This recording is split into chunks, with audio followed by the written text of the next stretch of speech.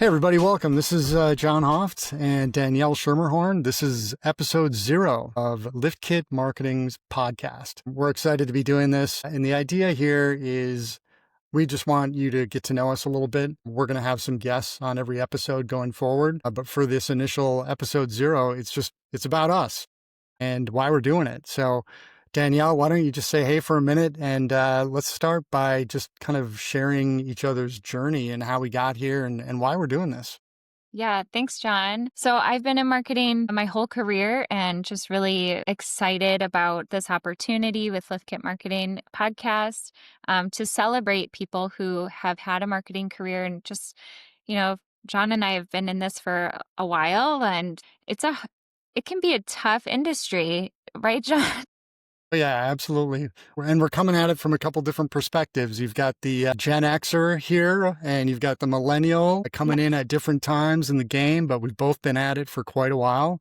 Right. We talk to a lot of people every day, and there's just so much great work being done out there. And so part of it is like, we just want to celebrate the wins and hear people's stories. But, we're not going to ignore the difficult times that people are having and some of these journeys. There's a lot of ups and downs with marketing. We're going to talk about the average tenure, right? Yes. What is Yeah. it?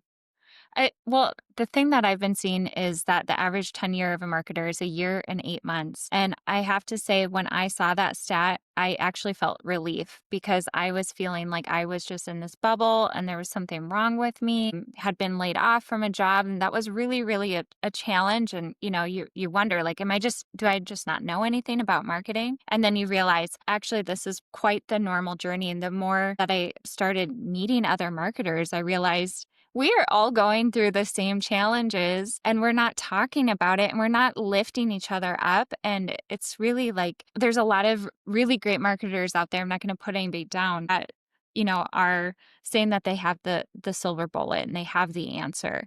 And maybe they do, but there are a lot of us who are just doing the grind every day. And I think really making an impact in their organizations. And sometimes it just doesn't get shared. There's no place to talk about it. It's not always appropriate to go on LinkedIn and say, hey, I just increased our revenue because you're sharing trade secrets, or, your competitor doesn't want to see that. And do feel like you're just kind of in the shadow. And so it's exciting to be able to have an opportunity to meet with people and talk and learn, like, what challenges did you go through and how did you overcome that? How did you solve that problem and make an impact at your company?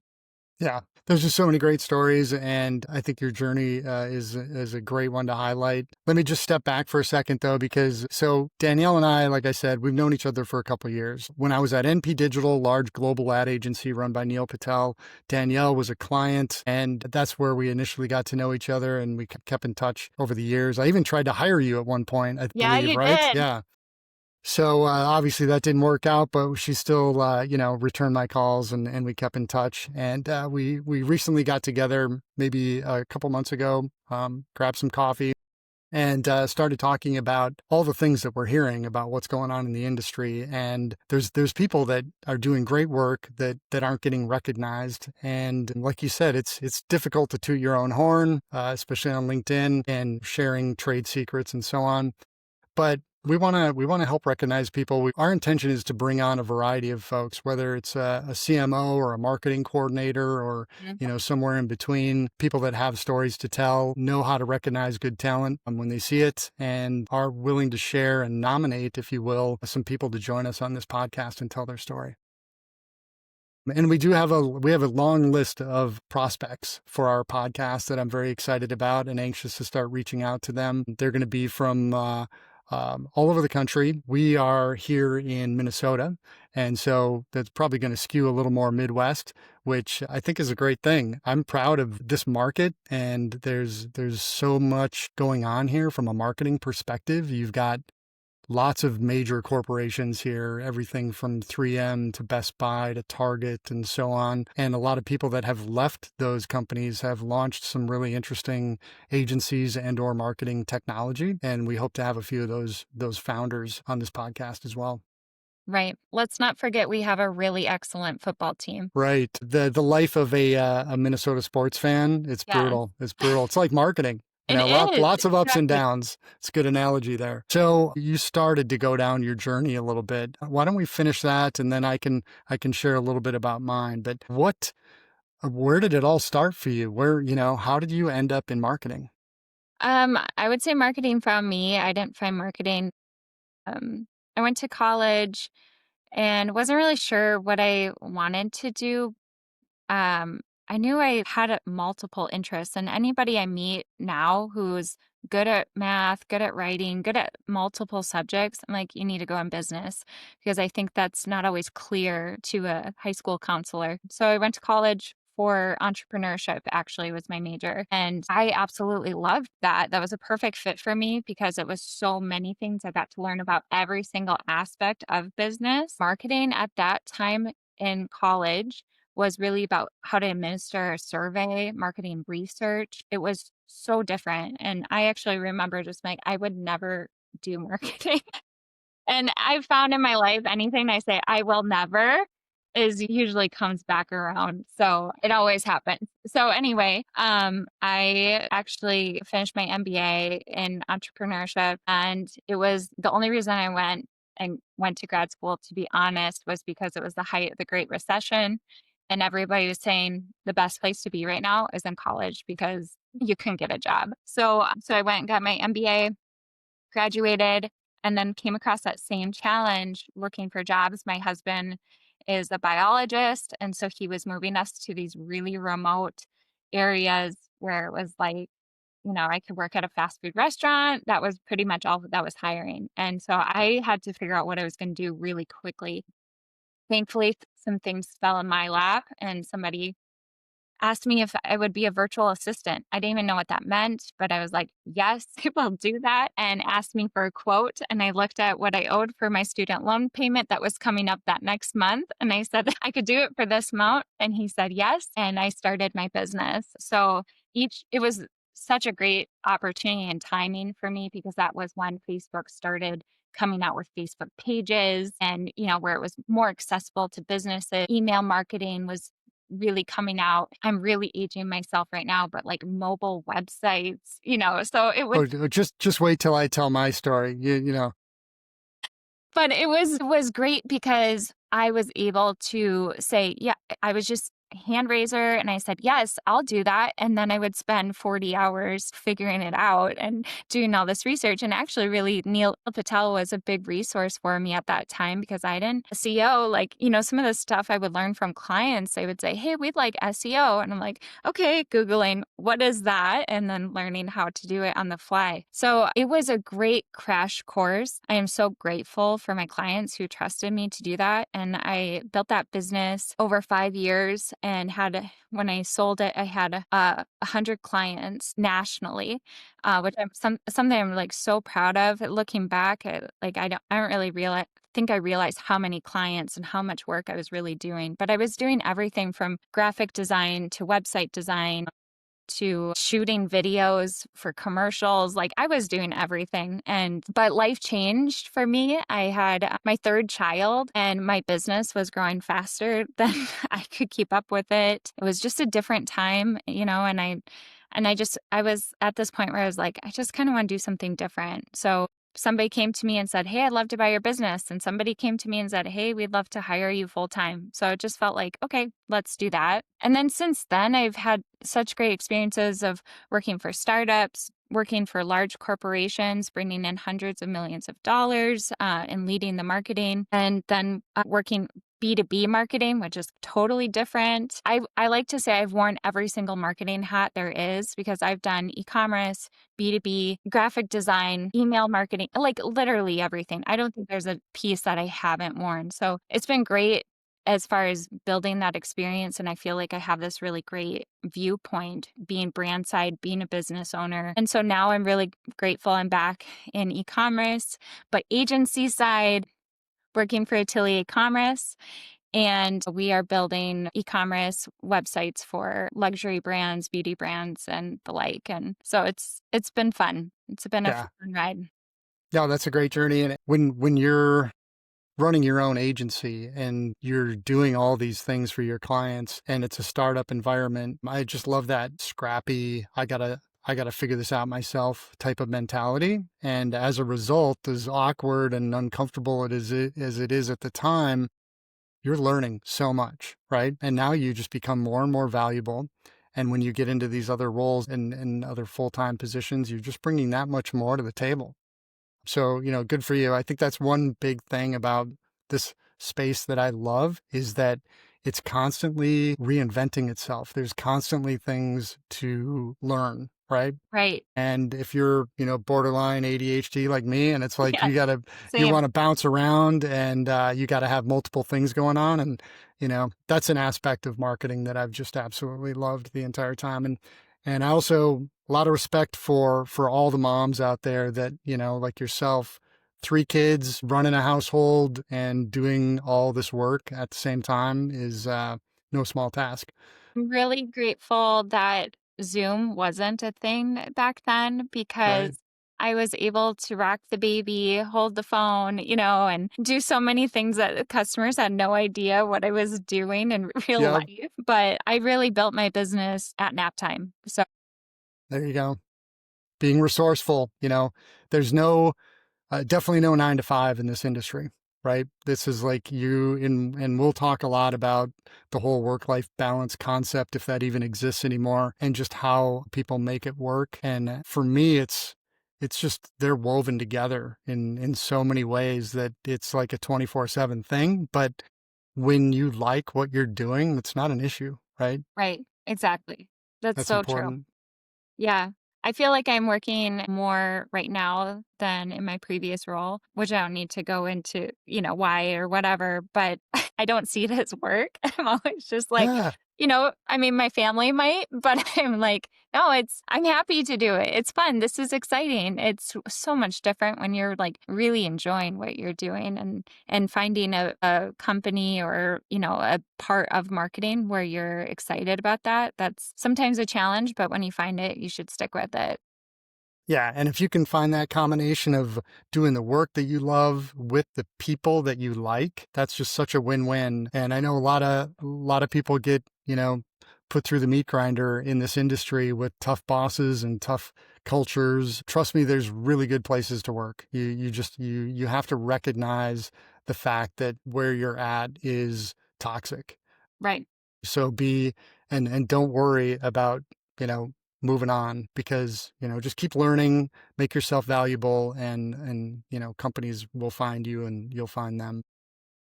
So, John, tell us about your life. How did you get to today, and how did you get into marketing? Yeah, so our our age gap is really going to show here because you had the luxury of going through college with the internet. Like it was there for you and it existed and you had email and you had all these things. I was just before all that happened. So I literally graduated, my version of the internet when I was in college was LexisNexis. And oddly enough, I really enjoyed that and I think that's what got me into digital marketing at such an early stage because I've literally been in digital marketing since it was around. So when I graduated, well, first of all, I always thought I was going to be on the creative side. Creative writer, loved drawing, creating things, building things, photography, painting, all this kind of stuff. That was kind of big for me in high school. And I would dabble in those areas in college and got into creative writing and went to the School of Journalism, which had a marketing and advertising track. And so that's where I was focused, thinking that I was going to be on the creative side of the equation. And later in college, realized that the business side of media and advertising and agencies was more and more attractive. And the research aspect of it is what I started to enjoy. And that's kind of why LexisNexis got in there. And when the advent of email and the internet came around, I was well equipped. I was one of, I remember having a computer before everybody had one Right. and really being involved in trying to understand how that all worked. But, graduating, doing internships at agencies, selling print ads for magazines and, trying to find my way through the industry while also, working at restaurants at night and on the weekends and trying to, piece it all together. You look back and it was a lot of fun and, learned a lot. and was really resourceful at some points. And when everyone was trying to figure out what was going on with the internet, I felt like I was ahead of the curve, and I jumped right in as an entrepreneur. And I said, I'm going to launch what I called a research provider type consultancy, where I was helping people get their sites, get their businesses onto the internet, understand who was using the internet. And as a result of doing that, not making any money, but learning a lot while I was trying to make it happen, and being a journalism grad, I was very close to the big local newspaper here in town, the Star Tribune. And they were about to launch StarTribune.com and a whole digital advertising division. And I just happened to know the right people. And I was able to get in there and get on the ground floor of that. And that's pretty much what set my career in motion. So I was launching digital marketing services from within a large traditional media organization. And that's essentially what I did for the next 15 years here in Minneapolis, in Denver with the Denver Post and Media News Group, and then in Los Angeles with the Los Angeles Newspaper Group, and then eventually brought myself and my family that I had along the way back to Minnesota. And circled back to Star Tribune, helped them a little bit, worked with a division of AOL called Patch, which was hyperlocal journalism and digital marketing, and then got on the software side of the equation and started to get more involved in marketing B2B, marketing software technology, strategic partnerships and sales with analytics and dashboards, data visualization tools, selling those to agencies and media companies. So lots of different hats, lots of different sides of the equation, and then working with an Omnicom shop, big agency, and then also, like we mentioned, Neil Patel and NP Digital, strategic partnerships and marketing. But, along the way, you said how many layoffs? 2? Yeah. I got you beat. So I had 3 layoffs around, and those, they toughen you up a little bit. They force you to revisit who you are and what you're doing. And after being laid off from NP Digital, I decided to double down on my own thing, which I had always been thinking about, which is LiftKit Marketing and LiftKit Digital, which are, marketing consulting services, fractional marketing director type work, strategy, but also products and services, and building those up for other people as well. So I'm actually helping other independent solopreneurs launch their own digital marketing agencies, as well as helping existing ones with their own go-to-market strategy, a lot of content marketing, social media, and things like that. So it's been a fun ride, and all along reinventing, I feel like AI is what the internet was when I graduated from college. It's like Yes. that type of excitement for me right now. And I mean, AI for me has been around for a couple of years now, and I just saw the timing of me launching my own thing and the advent of AI as just like that perfect storm that I'm going to ride out and make as much out of it as I can.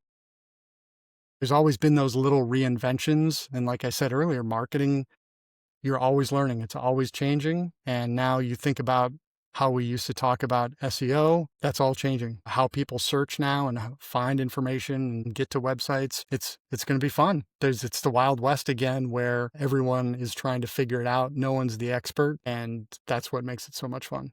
Everybody's scrambling. But Yeah. but something consistent in your career has been you're always ahead of the curve or riding the wave at the peak. And so definitely speaking to you, I've learned like, oh, you can use AI that way. Like you're already just like, using you're always one step ahead with some of these new technologies. So that's great to hear and learn from that. And just it's fun, like I think so many people or maybe forget how marketing has been around before the digital age. Uh-huh. But for some reason, there's this idea, at least what I've seen is just, well, and I know that there's ageism in this industry because I've been hired on the basis of being young. People would ask me, how old are you? Clients, especially, just like, I want to hire somebody in their 20s. I just want to hire somebody who like gets it. That I heard that all the time. And I was hired at a pretty big job and they were, well, it was between you and somebody who's older. So we went with you. Just like, Wow. yeah. And it's like, I talk to people of all ages, people who are looking at retirement, people who are just starting. I guess the people who are closer to retirement to me just like have so much more knowledge of marketing because they've seen every single part of it. And there's so many times where, no knock to Gen Z, but you don't know what you don't know. And right now there's a lot to know about Yeah. every discipline in marketing. Yep, absolutely. Yeah, I mean, I think even though there's so much excitement and so much new and so many shiny objects, if you know how to temper that and understand that all the fundamentals of marketing are still in play. And don't ever lose sight of that. You can get caught up and think I can solve all my marketing problems with some advanced version of a programmatic display ad that's device ID targeted and I'm going to put all my money there and whatever. You have to take into account that, you know, maybe an aspect of TV and radio in combination with these things is really what you need, right? And just don't lose sight of the fundamentals, I guess Right. is the point there for sure. Yeah, having been in B2B and retail, it's so interesting how, I've interviewed for roles and they're like, yeah, but we're just looking for somebody who only knows this. And it's like, it's marketing. I mean, I have to just learn the product and the company, but the fundamentals are the same. It's what I look at it more of like one of those webs where it's like, we're going to lean more on this tactic, but the tactics are all still on the web. It's just what you're prioritizing matters. Yeah. Yeah.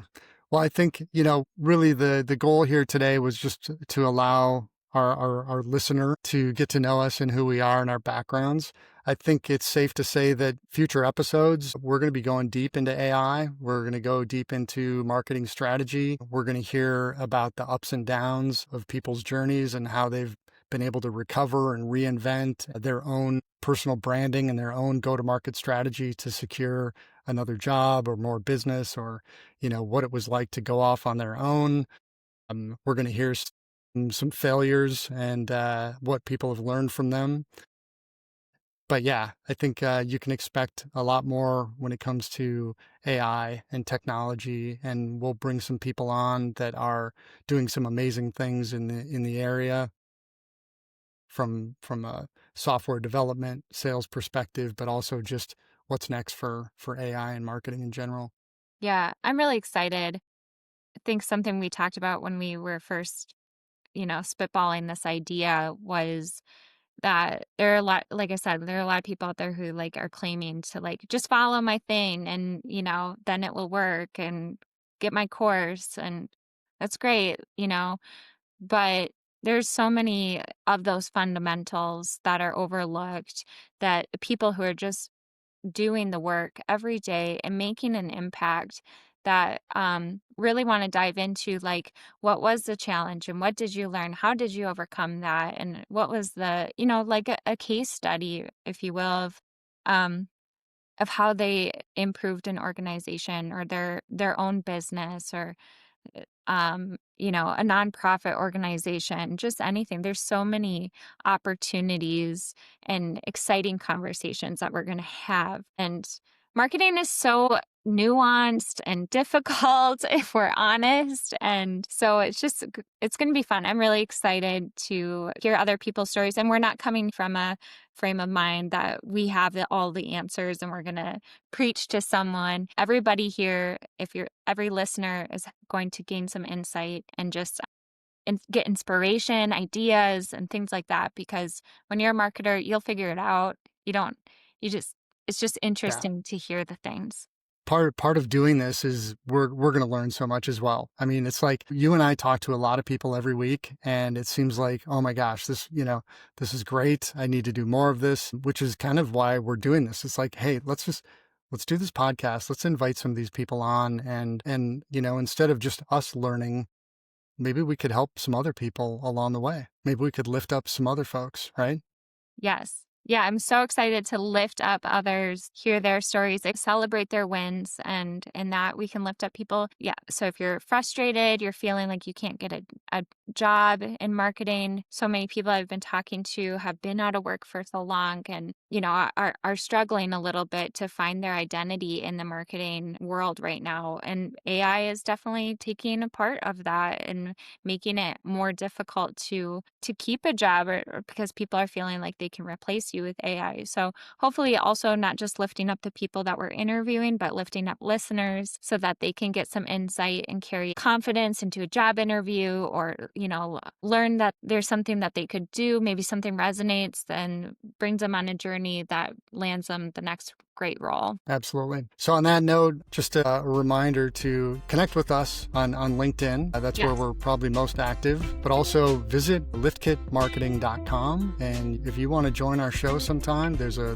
registration form there that you can do that. And until the next episode, just make sure you're meeting with people in person as much as you can. And if not, a Zoom call will do. Tag some people on LinkedIn, lift them up, brag about them, and help everybody navigate this marketing industry. Yeah. Lift somebody up this week. All right. Thanks, Danielle. Talk to you later. Thanks, John. See you soon.